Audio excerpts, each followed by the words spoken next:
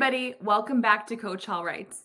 In today's video, we're going to be talking about how to earn the sophistication point for rhetorical analysis essays in AP Lang. Before we get started, I'd like to let you know that I will be going live on YouTube and TikTok each Sunday at 3 p.m. Eastern Time to answer student questions about the exam, so I hope to see you at one of those Q&A sessions.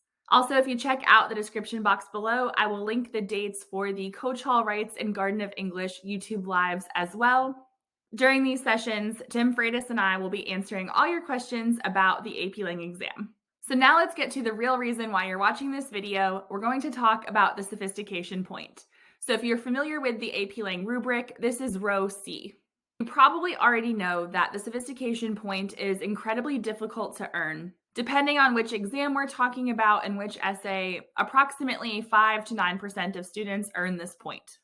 The thing about the sophistication point is that you can't just earn the point because you had a couple good words or even a couple good sentences. Sophistication has to be consistent throughout your entire essay. This is why the point is rather elusive. Now keep in mind, it's not impossible to earn, but it is difficult to earn. Some people even call it the unicorn point. There are 3 different ways that you can earn this point for rhetorical analysis. In some of the most sophisticated essays that I've seen, students have actually done 2 or even all 3 of the methods.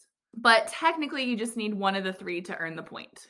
Now, you might be thinking, I haven't gotten the sophistication point yet. Maybe I'm not a good enough writer yet to do that, and that's okay. Because if you pay attention to these tips and try to apply them to your writing, chances are you're going to improve the quality of your writing and you're going to improve your commentary, even if you don't actually earn the point.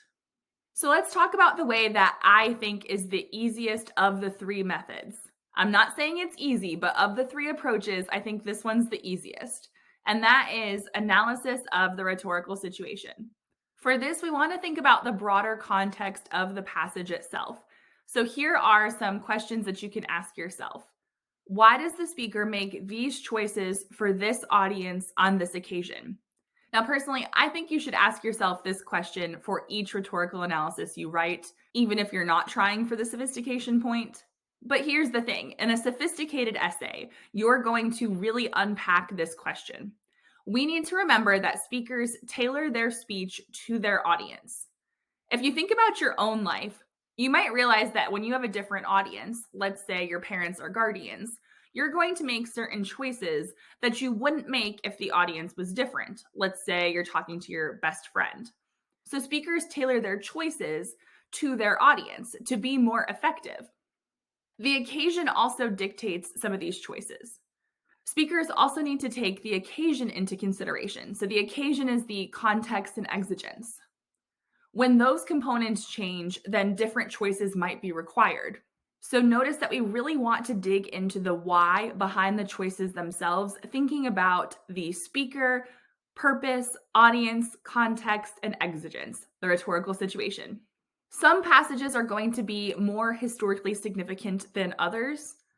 Now, I have no clue what prompt you're going to get on your exam, but if it is a historically significant piece, let's say it's a speech or a letter from a notable time period in history, if you happen to have knowledge of that time period, you could possibly incorporate that into your commentary. So if you know, for instance, that the speaker is making certain choices because of what's going on in the world at the time, then you can incorporate that into your commentary. But again, this might not be the best tip for all passages.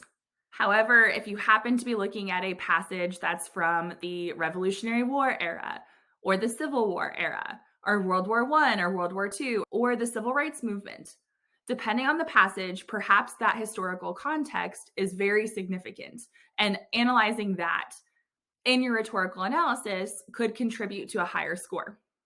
But just remember, you're not supposed to be giving all the historical info that you know. It's not a history essay. You just want to connect that information to the choice that the speaker is making. Because remember, just like the speaker has to know their audience and their occasion, part of the occasion is the context. They have to take that into consideration as they're constructing their speech. Another question that I like to ask my students is, how is this message or argument relevant today? Many of my students like to use this particular question to help them write a conclusion. This question can help them craft a conclusion that goes beyond what they've already said in the passage, as opposed to just summarizing their main points. Most AP Lang exam essays are either 2 or 3 body paragraphs, which is pretty short. So try to use this question as a way to expand the insight that you provide in your essay. If you don't have time for a conclusion, this question could possibly be worked into some concluding commentary instead. Another question you can ask yourself is, why does the speaker make this specific choice and not another one? And you could examine both. Now, please don't overdo this. Definitely don't do this in both body paragraphs. However, there are times when it can help build your analysis if, after explaining why they made that particular choice, you look at another choice they could have made and talk about why that might not have been effective. This particular one takes a little bit of practice. And again, I don't think students should try to do this in every essay, let alone every paragraph. I tell my students that this particular question is a tool in their toolbox. We want to use it effectively when it's most appropriate. An example of how a student might use this particular question could be the Abigail Adams prompt. So if you're not familiar with that prompt, it was on the 2014 exam. Abigail Adams wrote a letter to her son, John Quincy. He was traveling in France, and he really didn't want to go on the trip. So in the letter, she compares a traveler to a river. She gives this metaphor about how just like a river gets stronger as it goes away from its source, so does a traveler. In this case, the traveler's source is home, and since John Quincy's on a trip, the metaphor is significant to his situation. Now, if we know that he was reluctant to go in the first place, which she said he was, then we need to ask ourselves, why does she include this metaphor? And as we've already said, it represents his situation, so it's a way to let him know that as he's traveling, he could be gaining experience and knowledge, which will benefit him in the future. So then we could ask ourselves, why did she make this comparison instead of a different metaphor, or instead of just flat out telling him that she was right, he needed to go? Which, to be honest, she kind of did that elsewhere in the letter anyway. But here's the thing. He's a teenager. He was reluctant to go on the trip. And so the metaphor is a way for him to indirectly come to that conclusion that the trip is going to be beneficial. If you're watching this and you're a student, you could probably relate to not wanting to be told what to do. And that's not something new to this generation. I'm sure John Quincy felt the same way. And so because of that, if she had been too forward, then he probably wouldn't have actually finished reading the letter. And then he wouldn't have listened to any advice that the letter contained, rebellious preteen or teen and all. So she needs a somewhat softer approach. She needs to let him have some ownership in the situation. We see the same thing happen sometimes with questions. So oftentimes the speaker might pose a question, and we could ask ourselves, why did they ask this question? The flip side is we could also ask ourselves, why not make a statement there? Typically, speakers ask a question because they want the audience to come up with a certain answer. They could just make a statement to get the audience to the same conclusion, except the question has the audience doing the work. They take ownership of it and they're more receptive to it, whereas a statement could seem like a command, and that could be off-putting to certain people. So they ask a question instead of posing it as a statement. Or there's times when they pose it as a statement and not a question. So you can see here how you could use that top bullet point on the slide as a possible way to develop your commentary. But as I said before, please don't overdo this one because we don't want to stray too far from the task of rhetorical analysis. Another question you could ask yourself is, what does the choice reveal about the speaker's needs, beliefs, or values? This particular question is tied to one of the AP Lang standards. And it's important to remember that not only does our speaker have a set of needs, beliefs, and values, but so does the audience. And as the speaker is tailoring their message or their argument to the audience, they need to consider what the audience needs or believes in or values. In some cases, they share the same needs, beliefs, and values, and this can be very much reflected in the passage. Other times, their needs, beliefs, or values might differ, and the speaker needs to know this too. Something else that you might consider is, why did the speaker make these choices in this order? It really helps to analyze a passage chronologically. So read the passage and then divide it into sections, looking for shifts in topic, choice, or tone. Sometimes in class, I'll ask my students something like, why did they put the call to action at the end? Why not just lead with it? And my students will often tell me that the call to action is something that they have to build up to.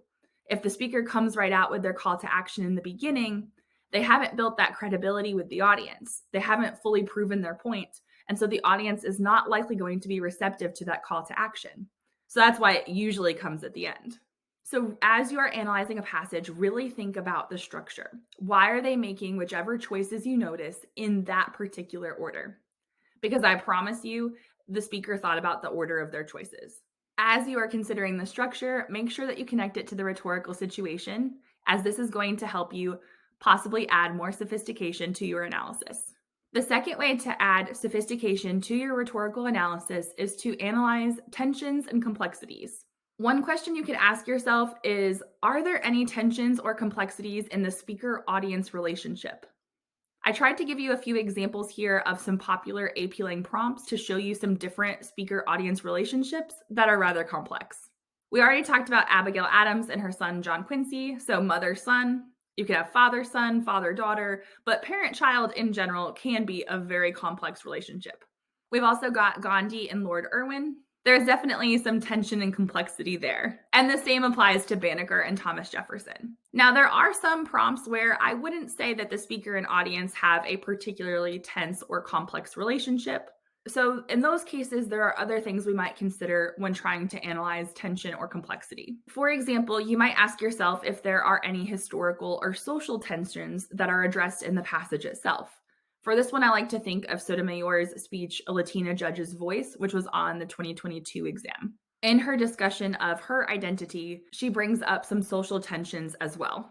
And if we look at the time period of the piece, 2001, we can situate the issue in a broader context. We can also ask ourselves if there are any historical or social tensions that might have influenced the passage. So they may or may not be referenced in the passage, but we might have outside information of the tensions. So this could be like the Gandhi passage, the Banneker passage, or even the Sotomayor passage. The third way to earn the sophistication point, and in my opinion, the hardest way, is through a vivid and descriptive style. If you're working on improving your style, you want to first eliminate lower level words and colloquial phrases. Colloquial means slang, so we want to eliminate casual phrases or cliche expressions.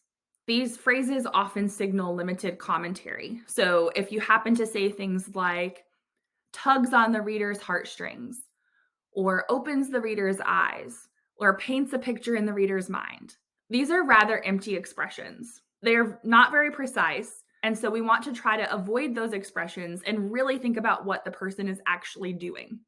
We also want to avoid words like good, bad, thing, and instead replace them with a more appropriate synonym.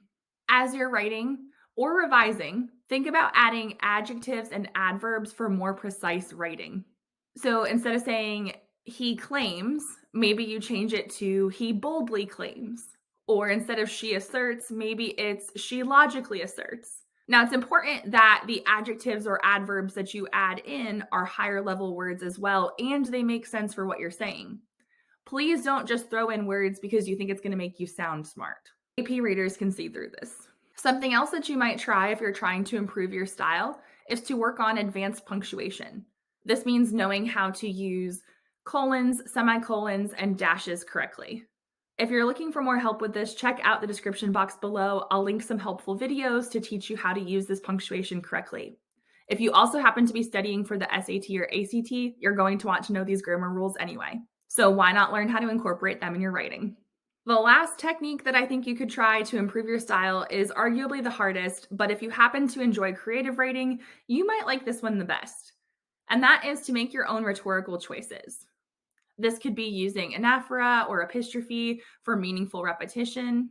This could be adding more than just adverbs and adjectives, but adding in actual details. Sometimes this can be kind of hard depending on the passage, but I've seen it done before.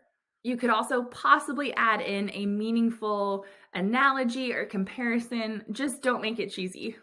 But all of the techniques that you study about in class that other writers do, technically speaking, you're the writer now, so you get to make those choices. Just don't lose sight of the task at hand, rhetorical analysis. Now, even if you don't improve your style enough to earn the sophistication point for a vivid and descriptive style, applying these tips will help your writing overall. Thank you so much for watching. Before you go, be sure to check out the description box below. I'll link some other helpful videos that might help with sophistication and improving your commentary. Also in the description box, I will link the information about the upcoming YouTube Lives, as well as other opportunities to connect with me to help you prepare for your AP Lang exam. Until next time, happy writing!